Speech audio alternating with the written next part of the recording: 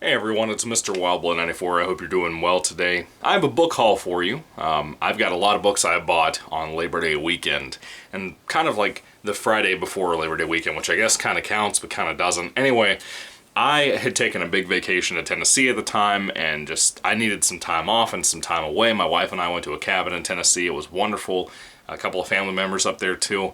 We had a blast. Really, really, really, really, really good time. And of course, we both wanted to buy some things to kind of just have for our collections. There's some stores, especially bookstores up there, that I don't have here in Virginia, that I really, really want some here, but they don't have these particular stores here. But if they did, I would shop there continuously. I won't tell you those stores. Well, I won't tell you the one. The one I really love. It's great. The other one is just Books A Million. And Books A Million's really the same issue that Barnes & Noble is. It's overpriced, it's bland choices when you're a horror fan. If you like anything else but horror, you'll have plenty of other choices. But horror fans, if you're not a Stephen King only fan, I mean, you pretty much don't have much to look at. So anyway, I found some cool things around here. Two of the things that I found that, well, I bought 3 different books at Kroger, pretty much like the day before we left. I think it was a Thursday or a Friday, something like that. The first one I picked up out of the 3 that I found was Finders Keepers by Stephen King, the second book in the Bill Hodges trilogy. Now the thing is, Mr. Mercedes is the first book. Not a fan of that one. I think it's boring. I think it has some cool things at the beginning of the book, and maybe a decent kind of size event at the end of the book for the third act. But that's about it for me. I'm not a big fan of that one. I actually had somebody borrow that book from me from my old church, and she never gave it back. She's kept it for like 3 years. It's been like 4 years actually now. I've never seen that book get brought back to me. Bunch of two-faced weirdos, man. Don't ever this is a big reason too. That was another reinforcement why I don't loan anything to people. Even if a book like that I didn't like, that I had in hardcover, is my first copy of it that I picked up. I'll never rebuy Mr. Mercedes probably. It's not really that great of a book to begin with. But you loan people stuff like that and they never return it. Even people from church, they don't return stuff. Scummy bastards. Anyway, Stephen King's Finders Keepers. This is really good. This is kind of, in my opinion, even though I think this one had a little bit more supernatural stuff, because I think Mr. Mercedes did not have much of that until the very, very, very end. Finders Keepers is a fantastic thriller. I don't remember everything about it. I do want to reread it at some point, maybe in 2021, or, yeah, 2022 is what I meant, not 2021. We're in 2021. I might want to reread that at some point. I have a hardcover still of this book because I loved the book so much, but I wanted a paperback in case I go on a vacation or something I want to read this next year. I truly enjoyed the crap out of this. Anyway, moving along to Stephen King's 2 newest books that I have not read yet. Not newest. There's like one that came out too that I also have sitting over here called Later by Stephen King. This is The Institute, and I got it for like $11. I wanted a hardcover of this because it looks like one of those books like different seasons that just looks like it's going to be impactful and really mean something, even though it's not like a novella collection as far as I know. I don't really know anything about it. I'm one of those types, I don't read the blurbs of the books. I just pick up from authors that I love because I want the book to be kind of a surprise what I'm going into. And this is about 700 pages for this book right here. I'm hoping this will be one of those really big surprises that no one talks about, like Bag of Bones or Duma Key. Duma Key shocked me to death when I read that, because I could not believe people hadn't talked about that book. It was so good. Still doesn't have an adaptation, or a crap adaptation on TV, the way Bag of Bones got ruined. But this is this is to me looking like a pretty solid book. I love that cover there.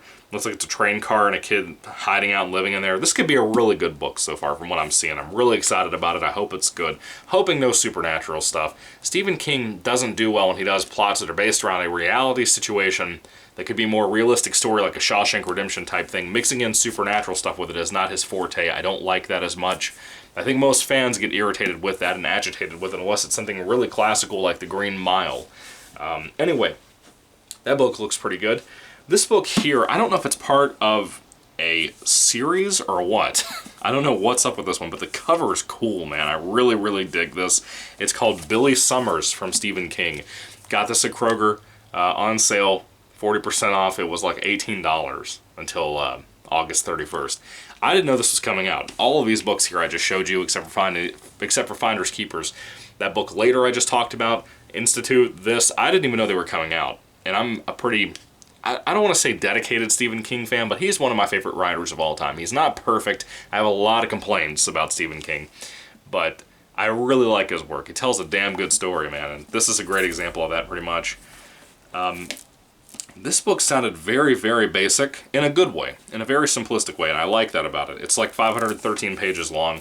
I really hope this is a good one. It looks good. I love this cover. I love like the car driving up the page and the way these look. It's probably a story about a writer. Yeah, I don't know. Anyway, I hope this is good. I hope it's a good one. I can't wait to talk about it. I hope to read that by the end of the year. I'm not going to hold my breath and say I will, but I do want to at some point, God willing.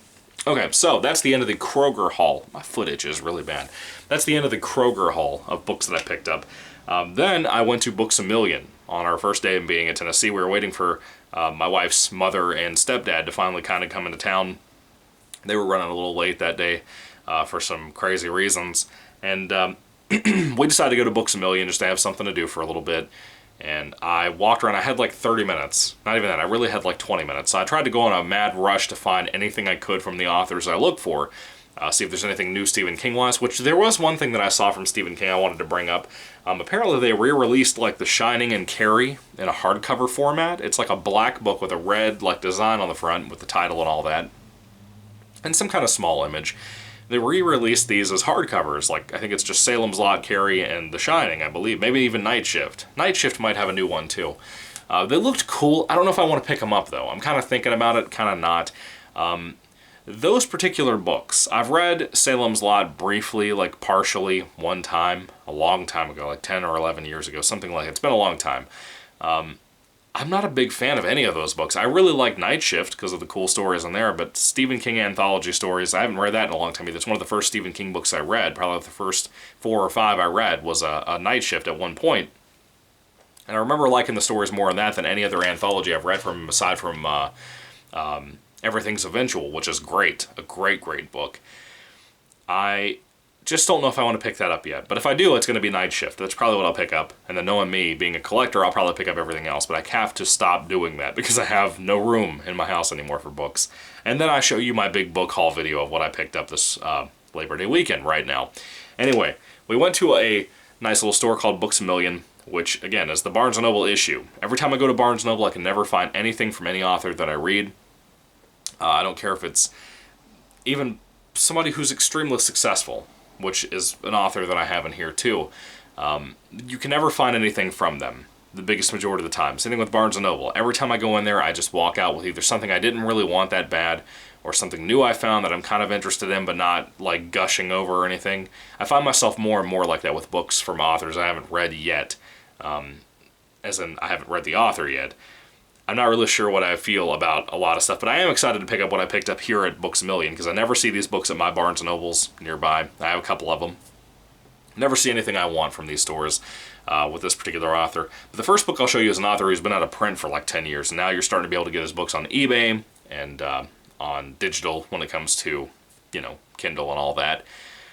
And I don't really love ebooks the way I love books, you know. Ebooks are okay. I prefer books, like physical books. The problem is they take up a lot of room in my house. And I prefer movies over books too, so, you know, there's kind of that too. But the author that I found, that I could not believe I found this, and this is even in the horror section, which surprised me. You figured somebody that had worked there had moved this and would know, like, hey, I should probably pick this up and try to sell it on eBay for, you know, triple the price that's on this thing. I got this book for $2.60. Richard Lehman's Among the Missing. When I saw Lehman's name on the spine of a book over in the horror section, which I love, by the way, that these bookstores like Barnes & Noble and Books A Million, all these places are getting horror sections. Now they're finally acknowledging that horror is a valid section of reading and literature and whatnot. It's finally its own actual thing. And it pisses me off that that's never usually the case, because horror deserves it. Horror has an audience that's faithful like myself. We're faithful to this genre. We love it. We adore it. We love all the different versions of it, the different ideas. You can have sci-fi horror. You can have comedy horror. You can have all kinds of different things out here that you can do with horror. It's not like dramas that are limited to a certain thing. They can have more humor and stuff, but if they have too much, they become a comedy. You know, you can really modify horror in a lot of ways that you cannot do with other genres. You know, you can do romance horror. You know, look at like the Interview with a Vampire type stuff. You can do a lot with it. You know, even young adult horror can be effective. But to walk into a store and have a horror section, which is new, it's like been around for like a year or so now in these stores, and to see actual recommendations that I don't have to go through the whole store to go hunt these things down. You know, even though they're usually alphabetical order with the author's names and all that, it usually doesn't matter when you go to my Barnes & Nobles and stuff. But to go in there and find a layman book in a store felt surreal. When I first got into reading, in 2009-ish, 2010-ish, right between there somewhere, when I first got into reading, Layman and Stephen King were the first two I started picking up. Seriously, Layman and Stephen King. The Woods Are Dark and The Darkness Tell Us book were the two that I picked up immediately, right? Just fell in love with Layman because of that stuff. Now, he's not perfect. I think that I like his storytelling a lot more than Stephen King's because of how sharp and quick and paced it is. But I kind of like love the character stuff Stephen King does that Layman can't accomplish. Layman is very much like me in that regard, that he can make a decent character, but his plots are really where the thriving of his stories are and how fast they're moving. To go into a store after like 10 years of not seeing Layman books in stores, to see this in there, brand new, not scuffed up, not cut up, not beat up, nothing like that, barely any stickers, no corners torn up or anything, to have this sitting in there shocked me. I couldn't believe it. But among the missing, yeah, I'm hoping this is a good one. I really hope so. It could be really cool. It's about 400 pages long. Anyway, that's that. The next book I picked up, I've been struggling because I had an old copy of this back in the day from Penguin House, Penguin Classics, if you will. Same cover, it just didn't have the Netflix advertisement, which bothers the crap out of me, and I've wanted to find, whether it be on eBay or Amazon, I've tried my best to find the cover of, or the original version of this book that was a lot thinner, that had this particular cover from Penguin Classics, that did not have the stupid Netflix advertisement, because I'm not going to watch the show. I don't have Netflix. I don't plan on buying or paying for it because I don't want to support things like Cuties, because Netflix is an SJW factory. This is Shirley Jackson's The Haunting of Hill House. Now, this is the thing. This is my story with this.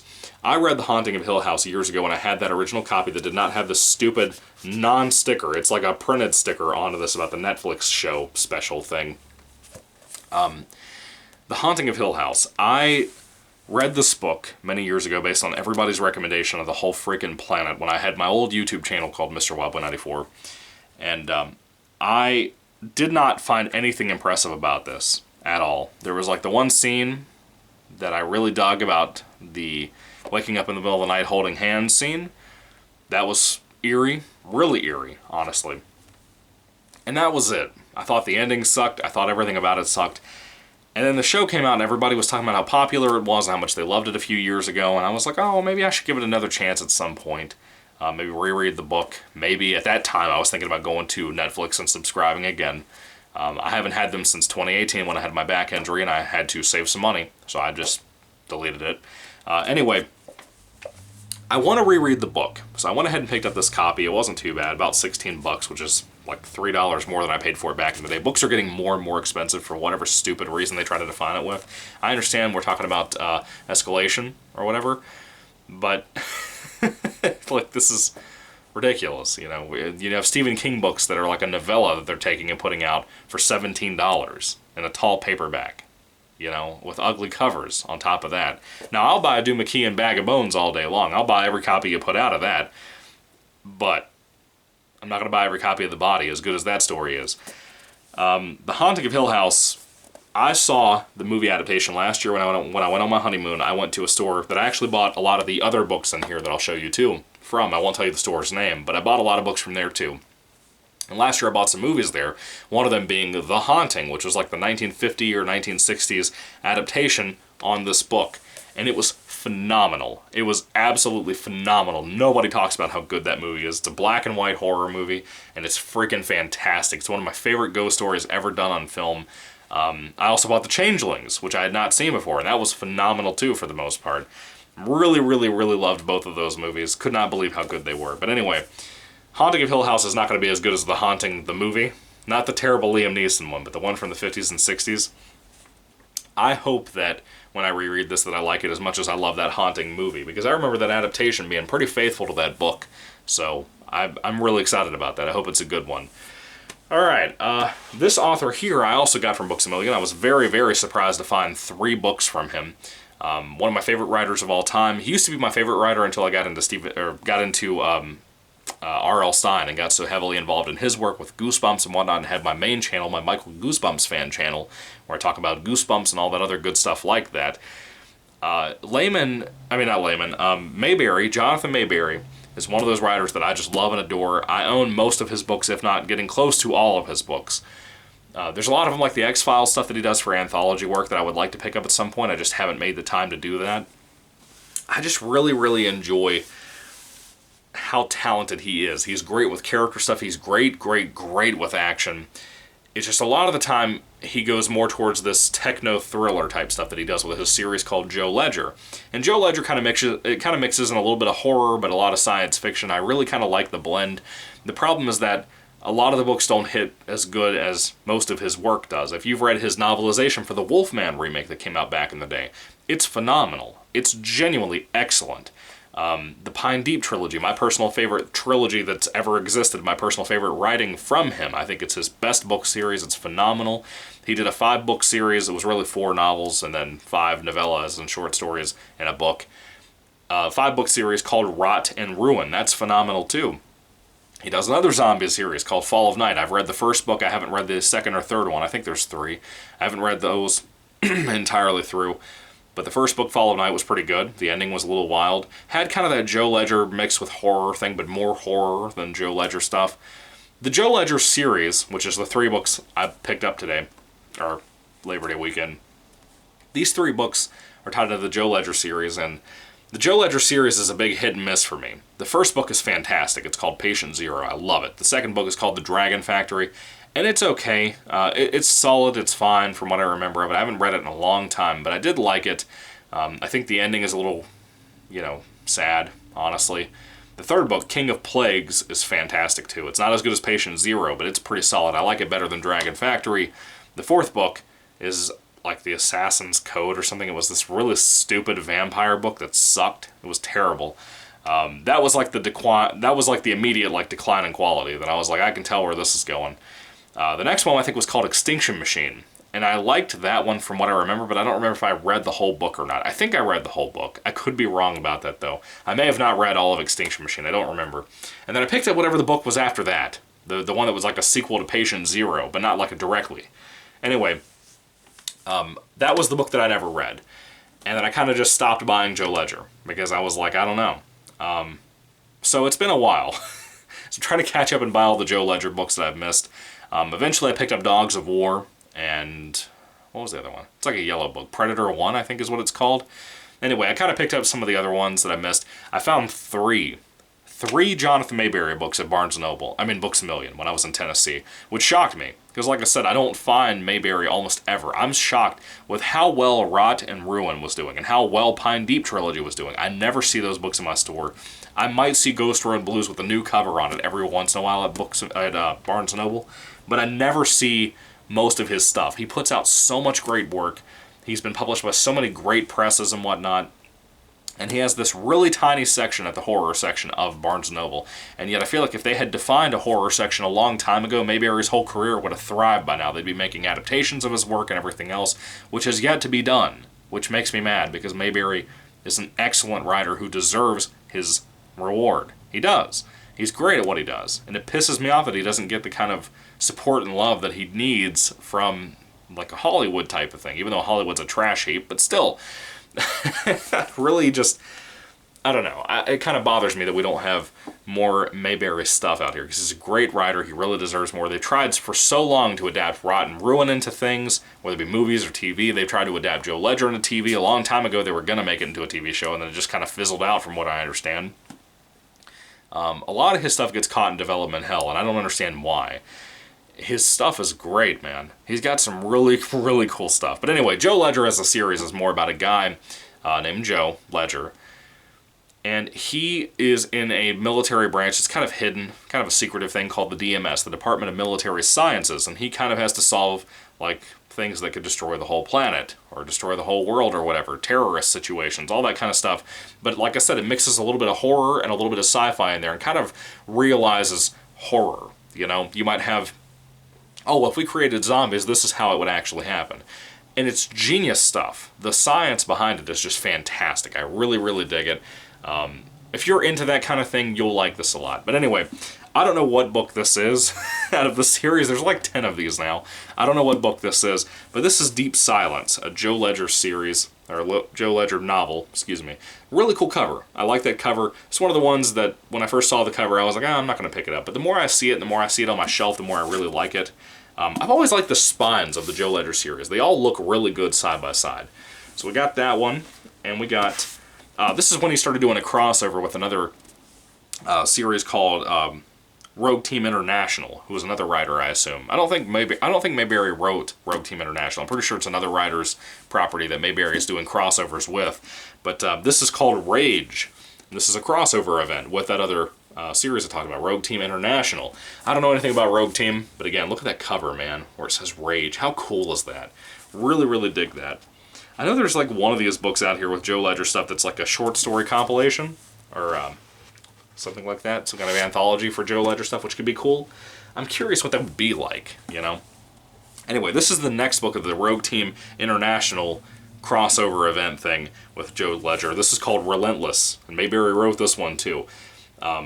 Yeah, sounds really cool, man. I love this cover right here. This is my favorite out of all three of these covers I just picked up.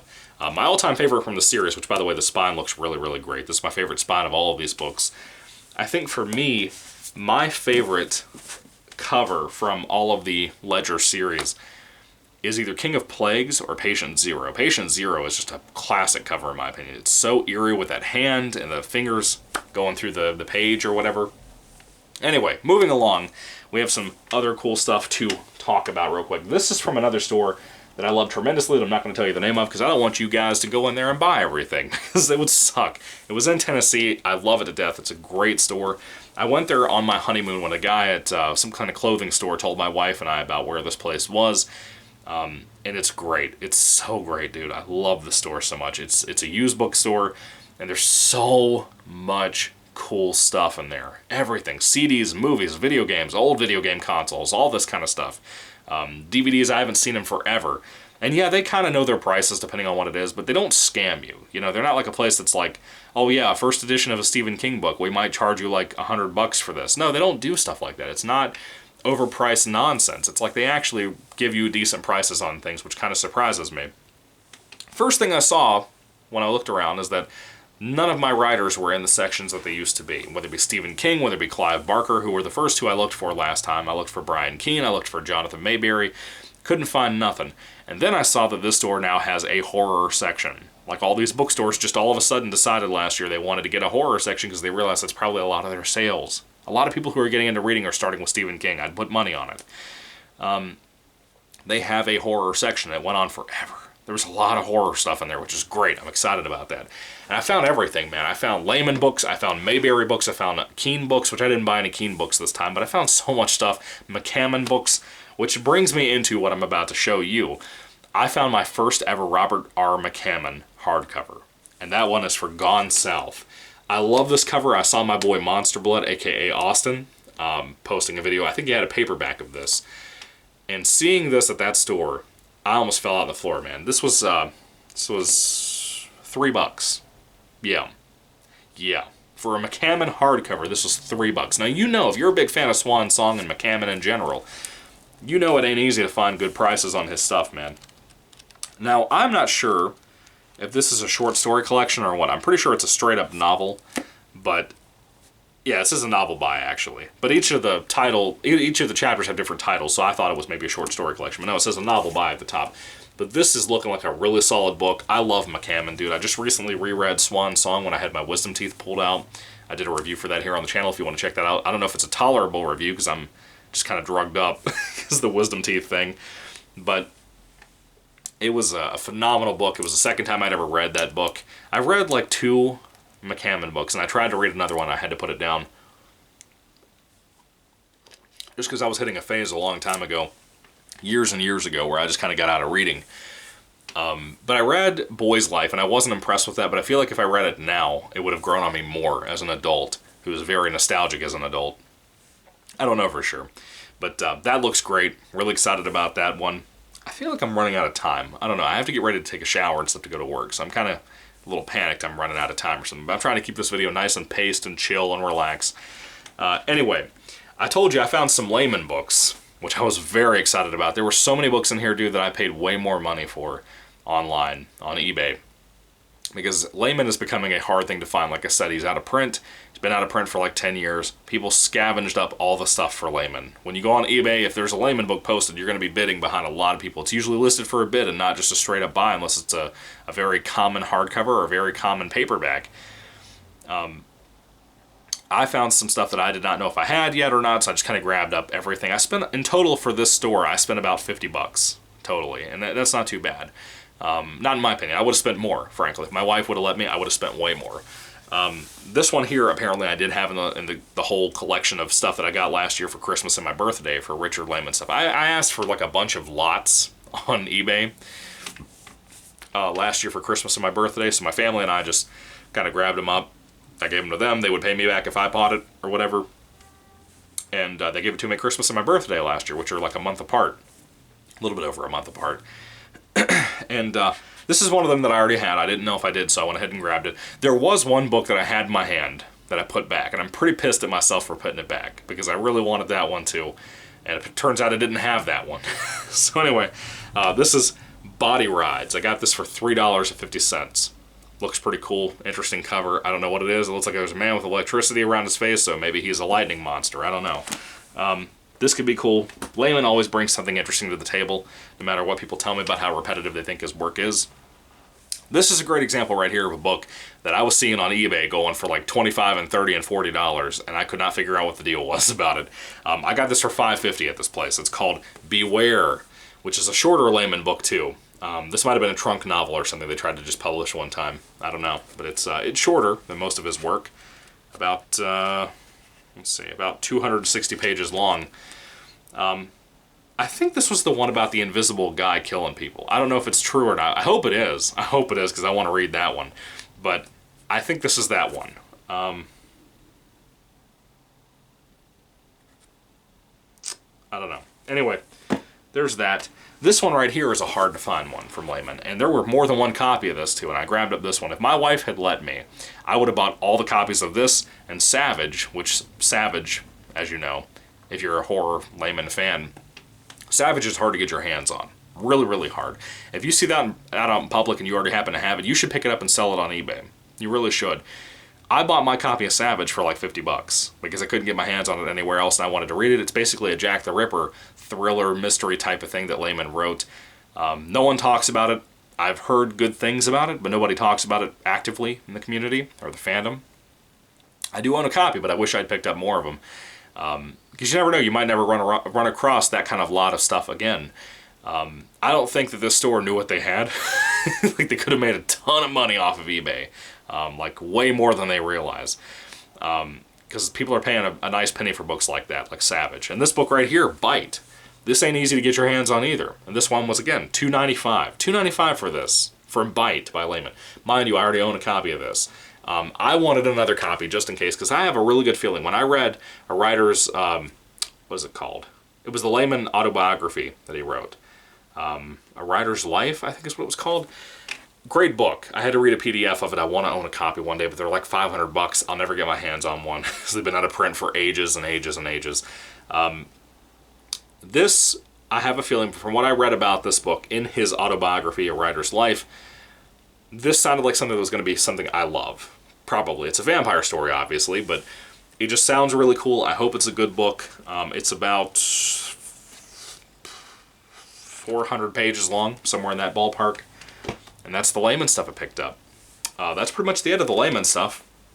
This book right here I read in high school when I was first getting back into reading, or getting into reading really heavily, like adult horror and stuff.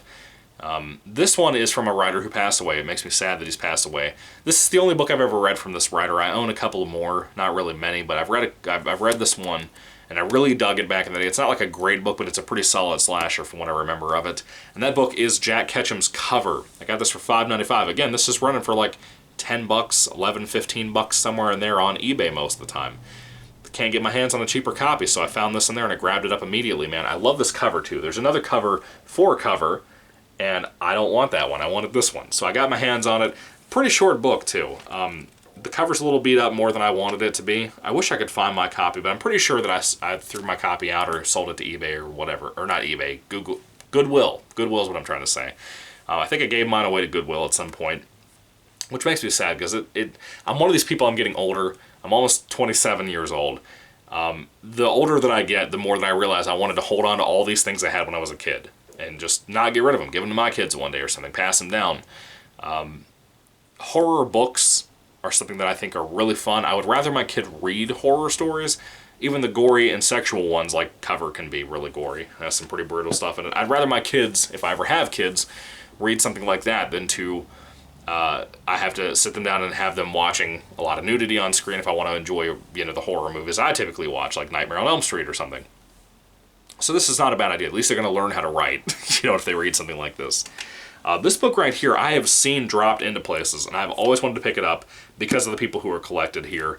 I'll kind of try to briefly go through and name off the names that are in this collection here. But some of the first ones on the cover that caught my eye, these are people you'll know. Stephen King is number 1 on here. Ramsey Campbell. I have like one Ramsey Campbell because I can't find his books anywhere at all. James Herbert, or Hebert. No, it's Herbert. I remember because the front has it right and the spine spells it wrong. It says Hebert on it. See? James Hebert. It's Herbert, boy. He wrote the one, I think it's The Rats in the City of the Rats, something like that. And Robert R. McCammon, my boy, from Swan Song and Gone South. So I saw this and I was like, I'm not putting this down. So I picked it up. It's Pinnacle Horror. I think the Stephen King story was something that he had already published somewhere else that I'd read recently. It might have been a Nightmares and Dreamscapes, as a matter of fact. The thing I find very interesting is that in the front of this book, they don't have it listed who wrote what. They just have the story titles, which is odd to me. I tried to look through here and see if there's any kind of list of all the different authors that are in here, so there's not. So I'm probably going to have to go through here and just try to, just kind of tell you all the names, which sucks, but I'm going to have to do that probably. Let's see. Okay, well, there's a list on the front for the copyright. I guess I'll just go through this. Let's see. Nightcrawlers by Robert R. McCammon is the first story in here. Somebody Like You by Dennis Etchison. Sam Hain, Full Moon. And I Have Made My Bones Secure by Ardath Mayhar. That's a really cool name. Third Wind by Richard Christian Matheson. Now, I don't know if Richard Christian Matheson's like the kid of Richard Matheson or if that is Richard Matheson. I don't know for sure. It says 1984, so I would assume that's Richard Matheson. Maybe he just changed his name to Richard Christian Matheson. I don't know. Why would you add your middle name into that name? Richard Matheson is a classical name, dude. I love that name. Redbeard by Gene Wolfe. The Turn of Time by David B. Silva. Soft by F. Paul Wilson. I've read F. Paul Wilson somewhere. I think he was in one of the DOA collections I read on my channel. Party Time by Mort Castle. Everybody Needs a Little Love by Robert Bloch. Why is Bloch's name not on the front of this cover? He wrote Psycho, man. One of the most important Alfred Hitchcock films ever made based on that book. Why is Robert Bloch's name not on the front of this book? That's crazy. Angels Exchange by Jessica Amanda Salmonson. I think I read her somewhere else as well. Down by the Sea, Near the Great Big Rock by Joe R. Lansdale, another really good writer for horror. The First Day of Spring by David Knowles. Zadek by Ray Russell. And A Short Incandescent Life by Ray Russell. Okay. The Old Men Know by Charles L. Grant. The Substitute by Gahan Wilson. The Alteration by Dennis Hamilton. Trust Not a Man and Charles Beaumont, The Magic Man by William F. Nolan. I feel like I know that name, William F. Nolan, from somewhere too. Long After Ecclesiastes by Ray Bradbury. Why is Bradbury's name not on the front of this book too? Are you crazy? My Grandmother's Yaponikas? I don't know what that means. By Don Congdon Associates Inc. I don't know. No. By Christopher Beaumont. That's the name. I know that name from somewhere too. Popsy by Stephen King. I have read Popsy. That's right. It was Popsy. I've read that story. That was a good story too. That's a good one to put in here with this collection. Second Sight by Ramsey Campbell. Never read it. The Yard by William F. Nolan. The New Season by Robert Bloch. The Near Departed and Buried Talents by Richard Matheson. So it says Richard Matheson on these. It doesn't say Richard Christian Matheson. So is Richard Christian Matheson like a nephew or a son or a grandson? Who is that guy? Ice Sculptures by David B. Silva. Wiping the Slate Clean by G. Wayne Miller. The Litter by James Kisner. Splatter by Douglas E. Winter. Deathbed by Richard Christian Matheson. Whatever. American Gothic by Ray Russell. Moist Dreams by Stanley Wyatter. Dog, Cat, and Baby by Joe R. Lansdale. Nothing from Nothing Comes, Catherine Ramsland. If You Take My Hand, My Son, Mort Castle. Maurice and Mogg by James Herbert. Fish Story by Dennis Hamilton. Outsteppin' Fetchit by Charles R. Saunders. In the Tank by Ardath Mahar. Hidey Hole by Steve Rasnick. Tem. The Night is Freezing Fast by Thomas F. Montiolone? I don't know how to say that name. Lake George in High August by John Robert Benzick. Word Song by J. N. Williamson. The Man Who Drowned Puppies by Thomas Sullivan. The Boy Who Came Back from the Dead by Alan Rogers. You got a lot of different writers in here and a lot of other stuff from repeated writers here. I'm kind of surprised this book is only about 550 pages long. Looking at it, I thought it was like 700 or 800 pages long. I thought it was a really big collection. It's really not, though.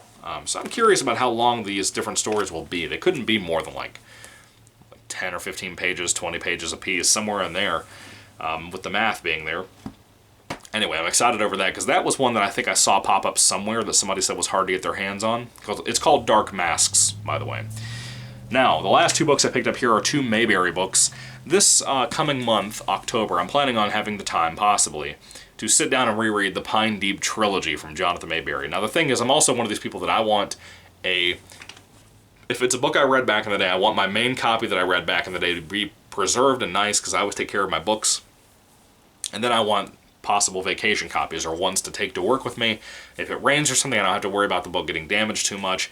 Whereas if it's the physical copy that I had back in the day, then I get upset if they get destroyed. So, for me, I wanted to pick up special copies of Ghost Road Blues, Dead Man's Song, and Bad Moon Rising, but that wasn't enough because they have the new covers now. So now I'm trying to find all the old covers. So now I'm trying to find Bad Moon Rising because the only two I could find were Ghost Road Blues with its beautiful yellow cover that I love to death. It's one of my favorite covers of all time, up there with that one paperback copy I did for Bag of Bones that I showed you guys in my review for that the other day. This yellow cover just makes my mouth water, dude.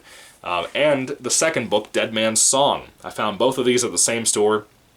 $6.50 for this and $4.95 with this. I think this is a little high because this is used, man. It's clearly used. It's a little beat up, which I'm cool with, but $6.95 for this, a little rough. It couldn't be that rare to find these. I love Pine Deep Trilogy. It's phenomenal. It's a nice little small town story about Pennsylvania, but it's also a big Halloween story because it takes place over the entire month of October. It's got all these supernatural elements, all these monsters and creatures and stuff that you will love. It's got some of my favorite characters in all of film and fiction, or not film, all of fiction that I've ever read. I think there's so much of a quality to these books. The first book, Ghost Road Blues, is the first fictional book Mayberry wrote, and it won him his Bram Stoker Award. And he's won a couple of those by now, maybe 3 of them by now. But Ghost Road Blues won him his first one for Best First Novel, and I'll always remember that. People told me about that, and I picked up the book, and I just fell in love with it, man. I fell in love with with Mayberry's particular work that he does. He's just excessively talented. I know I beat this over your head all the time. I did earlier in the review when I talked about the Joe Ledger series, but still, I mean, the guy is just excessively talented. I cannot wait to reread these and just go back to my old hometown and hang out with those characters again. Watch them go through their journey, cry over the deaths of certain characters. There's things that I haven't read these books in like 10 years. And there are still memories that I have when I think about the deaths of certain characters or certain jokes or moments or anything about that first book or second book or third book that really just, it sticks with me. And it's sad and it's depressing and it makes me feel like I'm at home when I'm reading them or when I pick them up for that matter. So anyway, that's pretty much my thoughts about all the stuff I picked up. What are your thoughts about all these books I picked up? Do you have any comments about them? Anything to recommend to me first to read? I got quite a few books I want to read. I kind of want to make it a yearly thing that if I can hold off and there's nothing new coming out from authors that I love like Mayberry or Stephen King, I kind of want to make it a thing that from now on I read what I have, because I have a big collection, and try to work through those things before I go to that store that I love in Tennessee. If we go to Tennessee every single year or something, and I'll go to that store and just pay money to pick up those things there that I want to pick up, just browse through their horror section, pick up stuff there. Because I buy too much as it is. I need to learn to sit down and enjoy what I have already before I get into buying and stocking up. That's a problem I have. Just plain and simple. It's an issue I have. I need to stop doing that. But these books here, I'm really excited to have all of this in my collection. I think all of it's going to be good to read. I hope it is. You know, some of them even rereading. I'm excited about that too. But yeah, I had a blast shopping in Tennessee. As you can tell, I spent quite a bit of money. Probably easily over $100, I would say. Probably closer to almost $200 on all this stuff together. But it was worth it. I'm excited about it. I'm glad to have it in my collection. It was a great vacation my wife and I went on. We really, really, really needed that with all the stuff going on nowadays. But anyway, what are your thoughts on all these books? Put your thoughts and comments down in the comment section down below. Thank you for watching. Thank you for being here. And what did you pick up this week or recently or anything like that? Did you get anything cool, anything rare you've been looking for? Let me know down in the comment section down below, my friend horror readers. I would love to hear what you have to say.